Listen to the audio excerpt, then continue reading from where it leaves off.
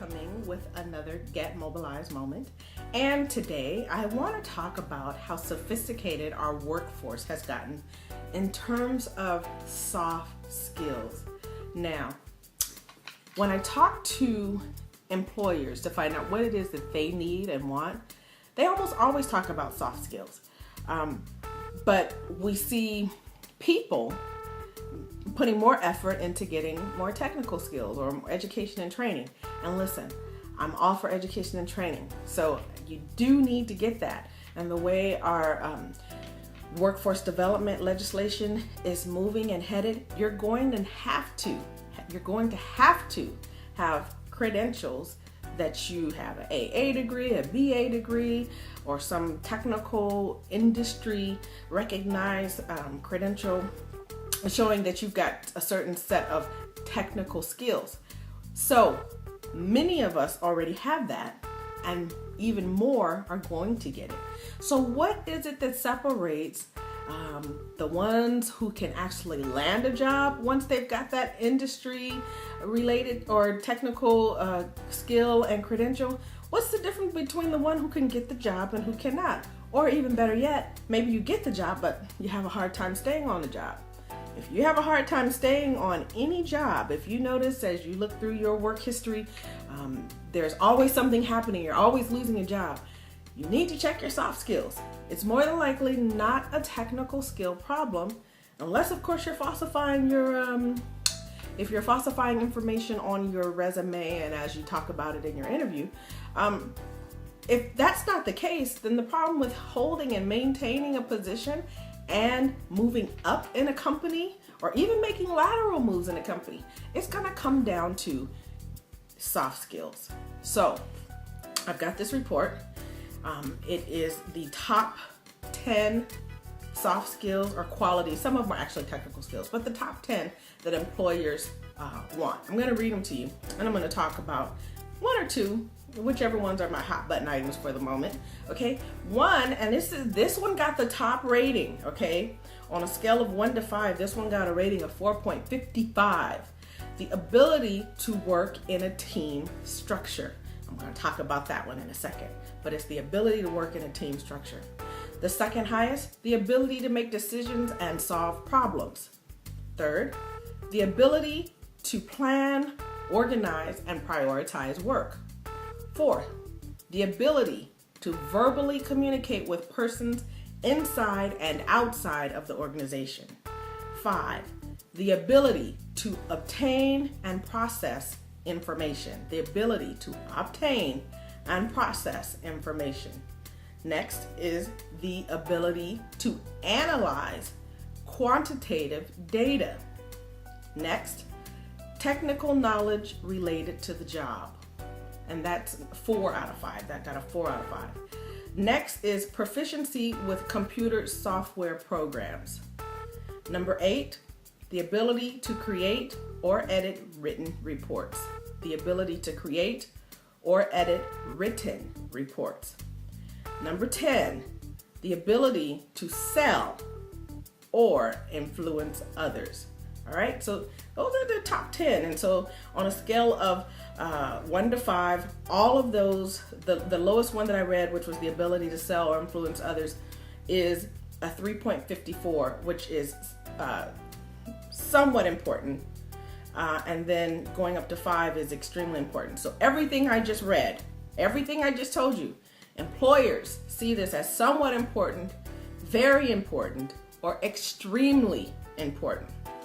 Okay, so one of the ones I want to talk in a little bit more detail about is the top one. Number 1, the ability to work in a team structure. One problem we see with people who you need them to work in a team structure when everyone's used to doing everything kind of as an island or working on their own. A lot of times people only want to be concerned about themselves. This is my job, this is my task, this is my job description, and this is it, and nothing else. So there's a total lack of flexibility. And from my experience as a manager and having a staff, one of probably my biggest challenges is dealing with people who just have no flexibility. there's not much I can do with a person who's inflexible. If you've got a certain way things have got to be all the time, you can't work outside that. You're just killing me. So yeah, flexibility is top. Secondly, when working in a team, you as an individual have to be able to handle conflict. You have to be able to receive feedback. It may not always feel good. Most of the time, if it's critical feedback, it doesn't feel good.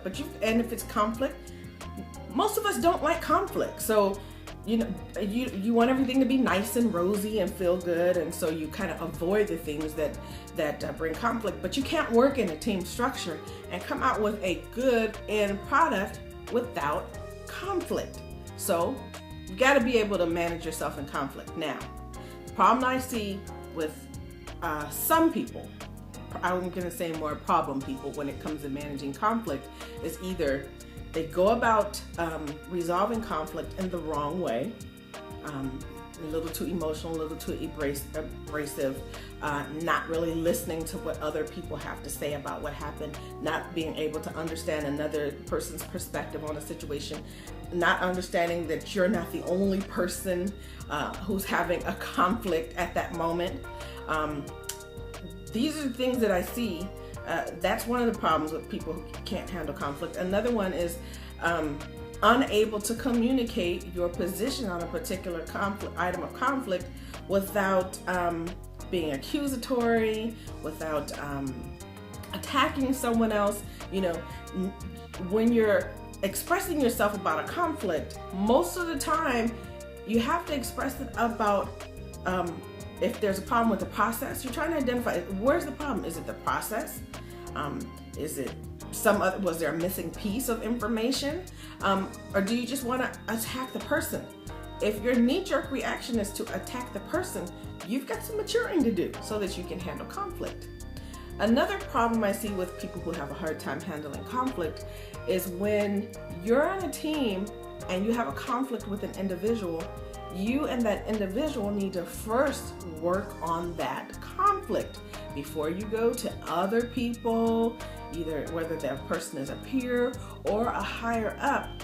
You've got to work it out with that person first. And when you have exhausted all means of maturely working through the conflict with the person, then is when you bring in either a peer who could maybe either mediate, someone who's real level-headed who can maybe mediate, or then you go up to the next level and say, look, I've tried everything, I've done everything. So if you go to someone else too soon or first, or don't even give the conflict a chance to settle down, you need to mature in the area of managing conflict.